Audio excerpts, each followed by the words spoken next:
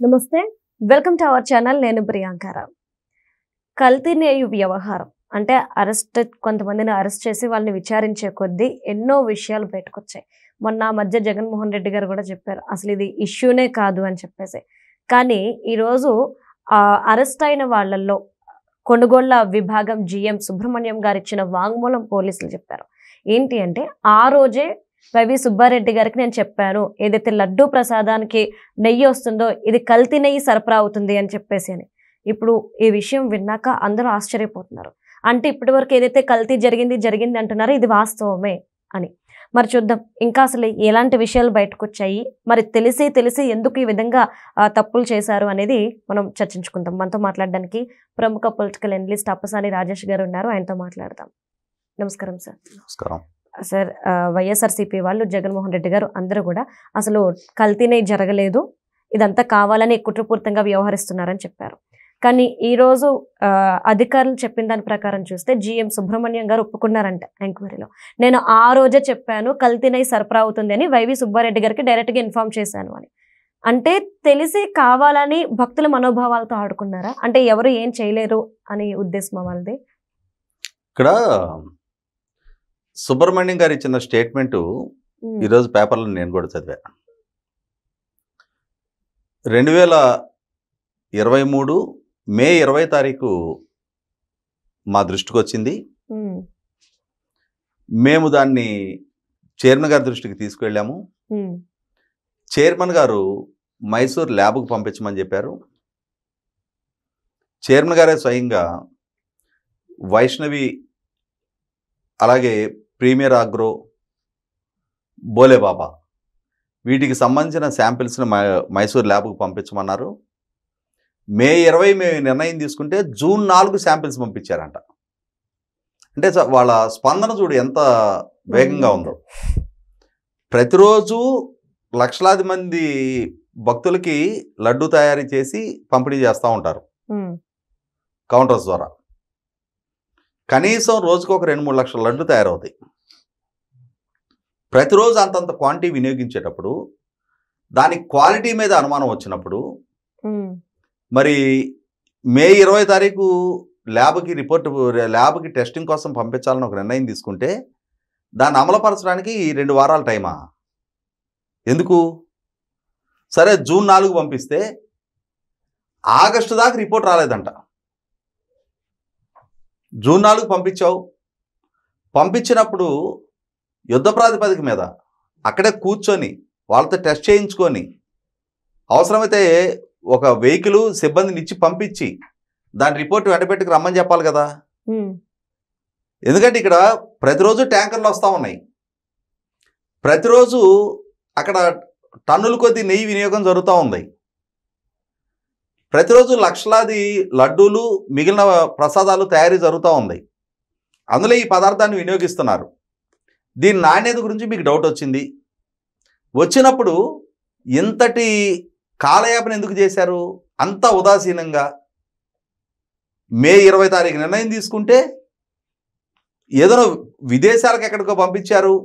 అక్కడి నుంచి ఏదో సాంకేతికంగా వాళ్ళకి శాంపిల్ ట్రావెల్ అవడానికి, అక్కడి నుంచి మళ్ళీ శాంపిల్ రిపోర్ట్ కూడా ఏ ఓడలోనో ట్రావెల్ అయ్యి వస్తే కానీ ఇన్ని నెలల కాలానికి అందిందంటే అర్థం చేసుకోవచ్చు. తిరుపతి నుంచి మైసూరు శాంపిల్ ఫిజికల్గానే పంపుంటారు కదా. ఆ పంపించిన శాంపిల్ ఎవరో ఒకరు క్యారీ చేసి ఉంటారు కదా.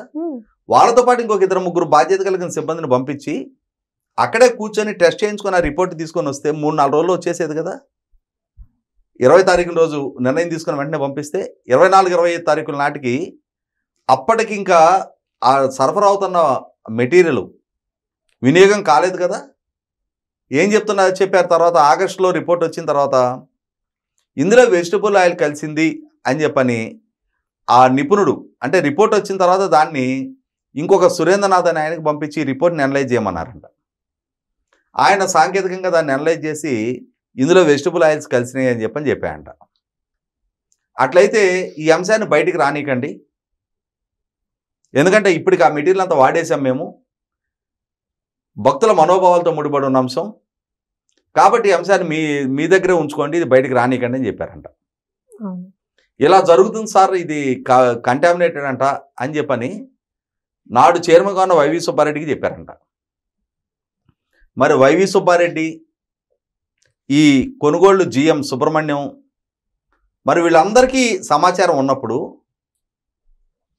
1కి 2 సార్లు 3 సార్లు నాకు ఫోన్ చేసి ఈ సమాచారం బయట పెట్టొద్దు అని చెప్పని సుబ్రహ్మణ్యం నన్ను ఆబ్లిగేట్ చేశాడు అని చెప్పని ఆ నిపుణుడు సురేంద్రనాథ్ గారు చెప్తున్నారు.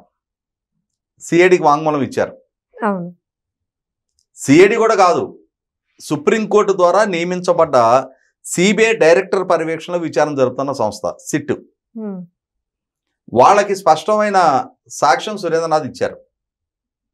అలాగే వైవి సుబ్బారెడ్డికి సమాచారం ఉంది, నేనే చెప్పాను, ఆయన ఒక్కడితోటే చెప్పాను, ఇంకా నాకన్నే పైన ఉన్న ఉన్నతాధికారులకి చెప్పలేదు, ఆయనకు ఒక్కడికే చెప్పానని చెప్పని సుబ్రహ్మణ్యం కూడా సిట్కి చెప్పాడు.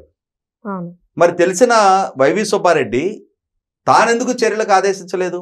తానే కదా చైర్మన్, తన దృష్టికి సమాచారం వచ్చింది కదా, మీరు ఆదేశించిన ప్రకారం ల్యాబ్కి వెళ్ళి మేబీ 2 నెలలు 3 నెలలు లేటుగానే సార్ రిపోర్ట్ వచ్చింది కదా, ఆ రిపోర్ట్లో నిర్ధారణ అయింది కదా అది కంటామినేటెడ్ క్వాలిటీ అని చెప్పని. మరి నిర్ధారణ అయిన తర్వాత ఎందుకని ఈ విషయంలో ఆ మెటీరియల్ ఆపేసేయండి అని చెప్పని నిర్ణయం? ఎందుకంటే ఇక్కడ 2024 ఆగస్టు వరకు సుబ్బారెడ్డి ఉన్నారు. ఆగస్టులో ఈ బోమన కరుణాకర్ రెడ్డి వచ్చినట్టున్నాడు, అప్పటి వరకు ఆయనే ఉన్నాడు. అదే నెలలో రిపోర్ట్ వచ్చింది. రిపోర్ట్ వచ్చేప్పటికి వైవి సుబ్బారెడ్డి ఉన్నాడు పదవిలో. మరి తర్వాత వస్తున్న బోమన కరుణాకర్ రెడ్డికైనా చెప్పి ఈ నెయ్యి కొనుగోలు వ్యవహారం కొద్దిగా లోపభూయిష్టంగా ఉంది, మనకు వస్తున్నది నెయ్యి నాణ్యత లోపంతో వస్తుంది, ఇదే నాణ్యత లోపంతో వచ్చి నెయ్యిని మనం ప్రసాద రూపంలో భక్తులకి పంపిణీ చేస్తున్నాం, కాబట్టి ఈ విషయంలో మీరు తగిన చర్యలు తీసుకోండి అని చెప్పని చెప్పాలి కదా. చెప్పకుండా అవే సంస్థలను మారు పేర్లతో కొనసాగడానికి వీళ్ళు ప్రోత్సాహం అందించారు. ఎందుకు అందించారు? ఓ పక్క జగన్మోహన్ రెడ్డి ఏమో అసలు మన ఆలయ ప్రతిష్ట మనం మంట కలుపుకుంటామా, అసలు అటువంటి సంఘటనలకే జరగలేదు.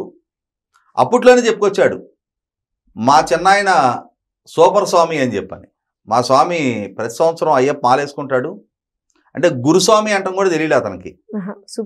సూపర్ స్వామి మా చిన్నాయన సూపర్ స్వామి, మా చిన్నాయన ఆధ్వర్యంలో ఇటువంటి స్వామివారి ప్రతిష్టకు భంగం కలిగించే, పవిత్రతకు భంగం కలిగించే పనులు ఎట్టి పరిస్థితులు ఆయన చేయడని చెప్పాడు. ఇవాళ అదే సూపర్ స్వామి సుప్రీంకోర్టుకి వెళ్ళి సుప్రీంకోర్టు ఆధ్వర్యంలో విచారణ జరపాలి అని కోరుకున్నాడు.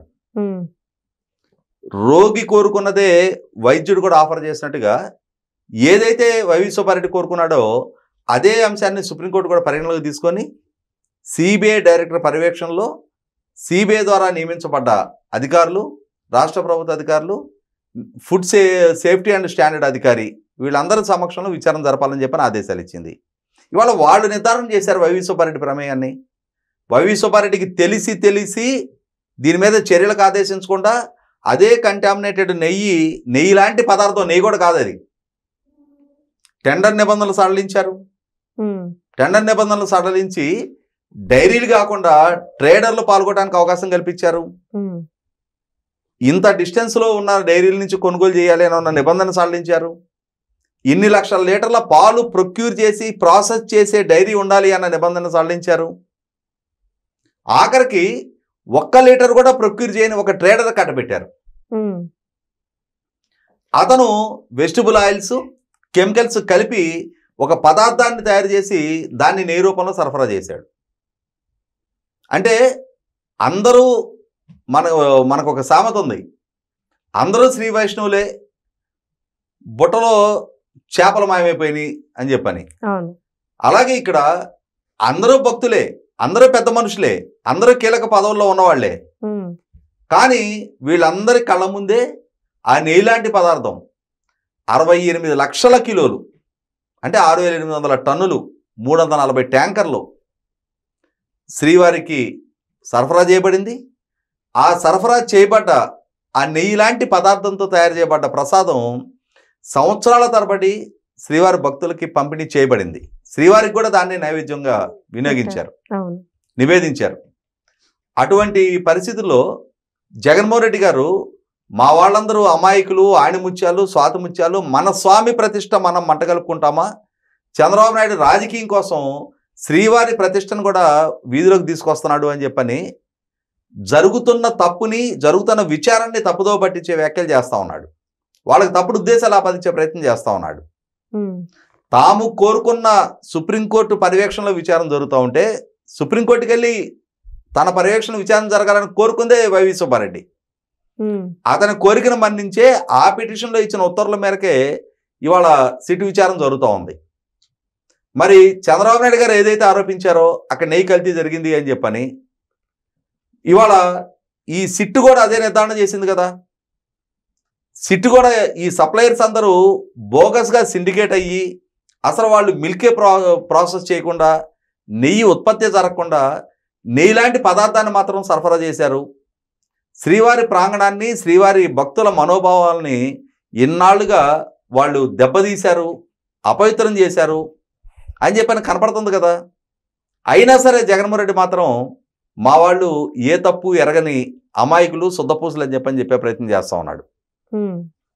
ఇవాళ జగన్మోహన్ రెడ్డి ఎంత బొంకినా, వాళ్ళ నాయకులు ఎంత అమాయకత్వాన్ని నటించినా, తాము కోరుకొని తెచ్చుకున్న సిట్టు ఇవాళ తమ తప్పుల్ని ఎండగట్టడం, తమ పాలనలో జరిగిన లోపభూయిష్ట నిర్ణయాలని, అక్కడ జరిగిన అపచారాన్ని ఇవాళ బాహాటంగా వెలుగులోకి తీసుకొస్తున్న నేపథ్యంలో 100% శ్రీవారి చెంతన జరిగిన ఈ అపచారాన్ని శ్రీవారే బహిర్గతం చేసినట్టుగా అయింది.